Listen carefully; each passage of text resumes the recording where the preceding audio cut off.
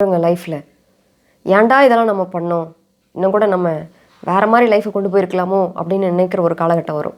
இன்றைக்கே நீங்கள் முழிச்சுக்கோங்க. இன்னொருத்தருக்காக அப்படின்னு சொல்லிட்டு நான் பார்த்து பண்ணுறேன், நான் அவங்களை நல்லா வச்சுக்கிறேன், அவங்கள சந்தோஷமாக வச்சுக்கிறதுக்காக நான் இதெல்லாம் பண்ணுறேன் அப்படின்னு சொல்லிட்டு நீங்கள் ஒரு விஷயம் பண்ணிட்டு இருக்கீங்களே, உங்கள் வாழ்க்கையவே அது ரொம்ப பின்னோக்கி தள்ளிட்டு போயிடும்.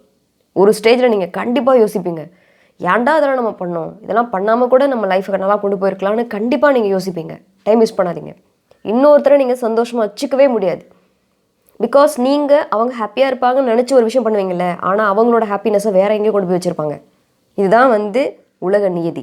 நாம் நினச்சிட்ருப்போம், நம்ம இவ்வளோ பெஸ்ட்டாக பண்ணிகிட்ருக்கோம், எல்லா விஷயத்தையும் நம்ம பெஸ்ட்டாக நம்மள மாதிரி யாருமே பண்ண முடியாதுன்னு நினச்சி நம்ம ரொம்ப செம்மையாக ஃபீல் பண்ணிகிட்ருப்போம். அது செல்ஃபாக சாட்டிஸ்ஃபேக்ஷன் கொடுக்குமே தவிர அந்த நபர் ஹாப்பியாக இருப்பாங்களான்னு கேட்டிங்கன்னா அதுக்கு வாய்ப்பே கிடையாது. எல்லாருமே இங்கே ஒரு நபர் ஒரு அன்பாவோ இல்லை நம்ம அக்கறையாவோ ஒரு விஷயம் பண்ணுறோன்னா அவங்க எல்லாத்தையும் அதை கிராண்டடாக எடுத்துக்கிறாங்க. இதெல்லாம் பண்ணி தானே ஆகணும் அந்த மாதிரி எடுத்துக்கிறாங்க. இது ரொம்ப லேட்டாக ரியலைஸ்மெண்ட் ஆகிட்டு இருக்குது எல்லாருக்குமே. நீங்கள் இப்போவே நீங்கள் புரிஞ்சுக்கோங்க, நீங்கள் அடுத்தவங்களை சந்தோஷப்படுத்துகிறேன்ற மாதிரி எந்த விஷயமும் நீங்கள் பண்ணாதீங்கன்னு தான் நான் சொல்கிறேன். நீங்கள் ஹாப்பியாக இருக்கிறதுக்கு என்னெல்லாம் பண்ணணுமோ அது மட்டும் பண்ணால் போகிறோம். அந்த வட்டத்துக்குள்ளேயே அவங்களும் ஹாப்பியாக ஆகிடுவாங்க. அவங்களுக்காக நீங்கள் முயற்சி பண்ணுற விஷயம் கண்டிப்பாக உங்களுக்கு பெயினை கொடுக்கும். ஸோ இன்றைக்கே நீங்கள் முழிச்சுக்கோங்க, உங்கள் வாழ்க்கையை சிறப்பாக வாழ்கிறதுக்கு என்ன பண்ணணும், அதுக்கு நீங்கள் என்ன கான்ட்ரிபியூட் பண்ணணும், அதில் மட்டும் நீங்கள் கவனத்தை செலுத்தினா போதும்.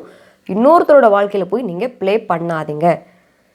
அது நல்லதோ கெட்டதோ அது அவங்களோட சாய்ஸ். அவங்களுக்கு அந்த விஷயம் புரியும் போது, அவங்களுக்கு தேவை ஏற்படும் பொழுது கண்டிப்பாக உங்ககிட்ட வருவாங்க. அப்போ நீங்கள் அதை என்ன வேணாலும் பண்ணுங்கள்.